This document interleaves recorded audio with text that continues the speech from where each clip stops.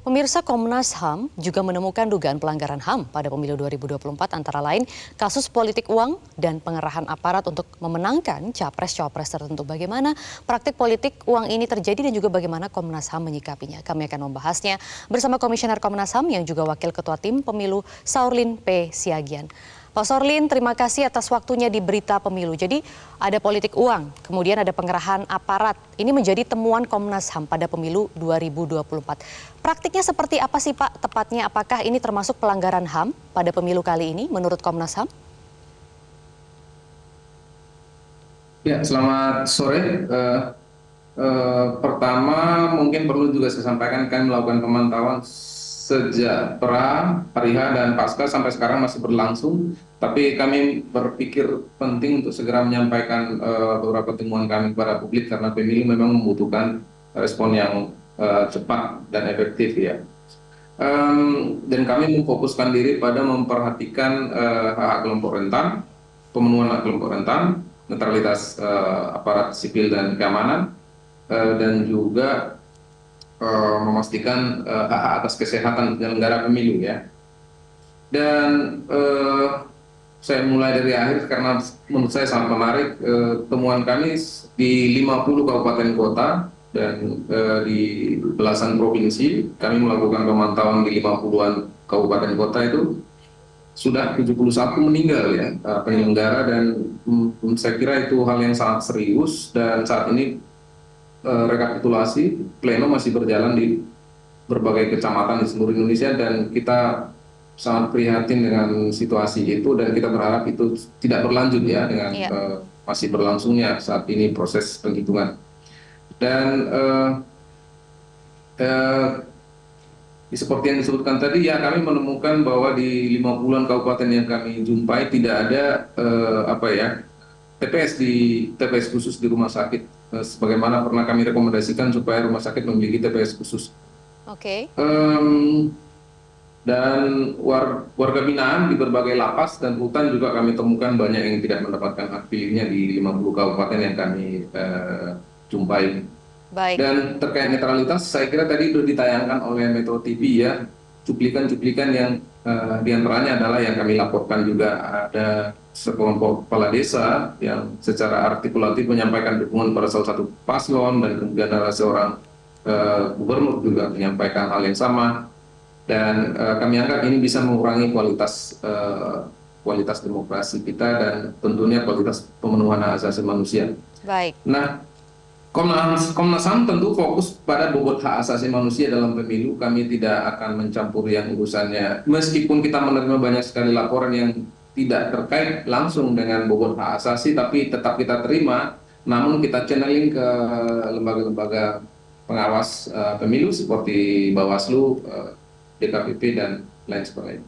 Baik, apakah temuan Komnas HAM ini analisanya itu bagaimana? Apakah ini membuat misalnya suara yang harusnya masuk di pemilu ini menjadi hilang begitu, sehingga bisa dikategorikan ada pelanggaran yang TSM juga meskipun ini pelanggaran secara hak asasi manusia? Dan apakah praktik-praktik ini menguntungkan misalnya calon presiden atau calon wakil presiden tertentu karena tidak adanya misalnya tadi TPS di rumah sakit ataupun di ada yang tidak mendapatkan hak pilihnya yaitu narapidana dan lain sebagainya?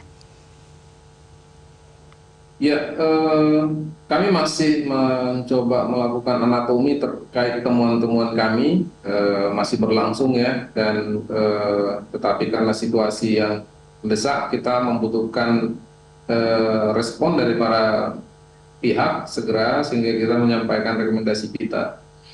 Dan artinya satu hal yang ingin saya sampaikan, kami belum punya kesimpulan seperti yang Mbak sampaikan ya, apakah ini terstruktur sistematis dan masif ya, tapi kita masih terus melakukan bacaan terkait laporan dan fakta-fakta yang kita miliki.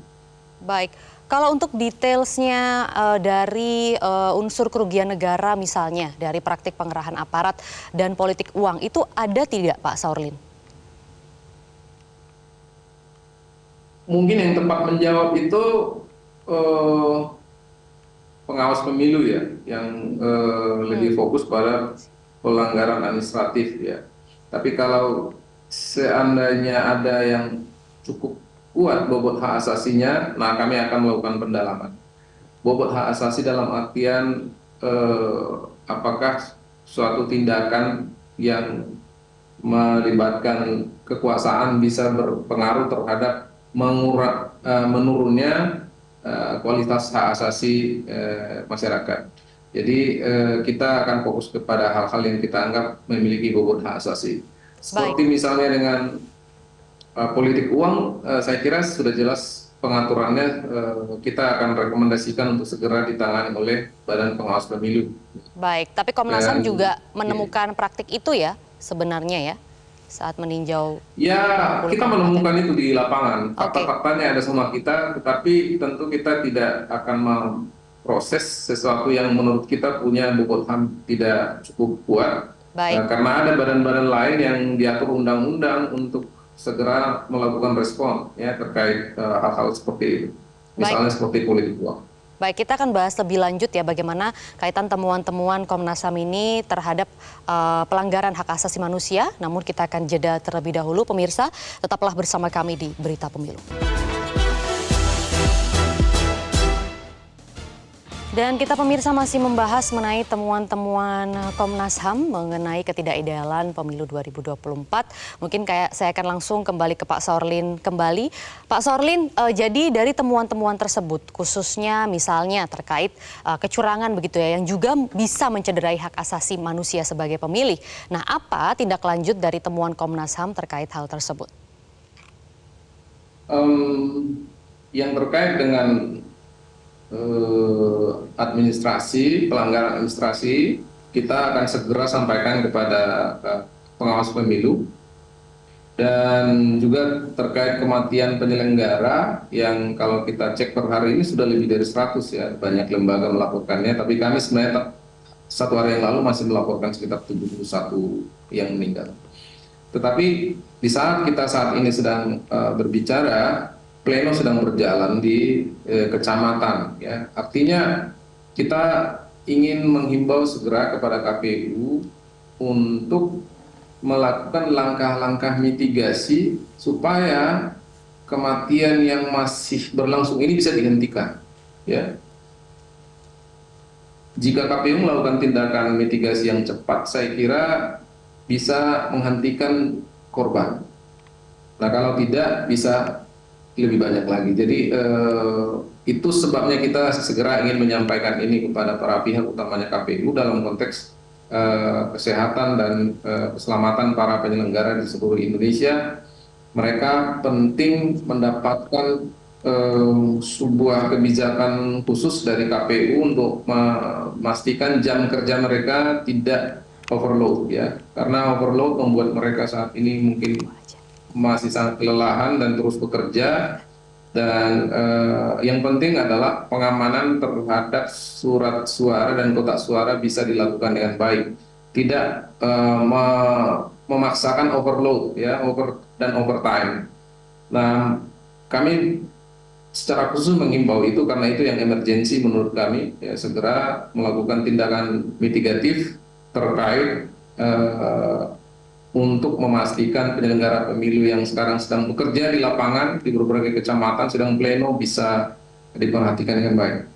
Kembali kita akan membahas bersama dengan Wakil Ketua Tim Pemilu yang juga Komisioner Komnas HAM, Saurlin P. Siagian. Pak Saurlin, seperti yang tadi dikatakan oleh salah satu jurnalis kami begitu ya, ada temuan-temuan indikasi kecurangan yang akhirnya membuat itu akan ada pemilihan suara ulang. Seperti juga terjadi ya di banyak daerah, ada pemilihan suara ulang, kemudian pemilihan suara lanjutan. Nah, itu kan akhirnya membuat kerja ekstra juga kepada anggota KPPS. Nah, bagaimana Komnas HAM menyoroti hal ini?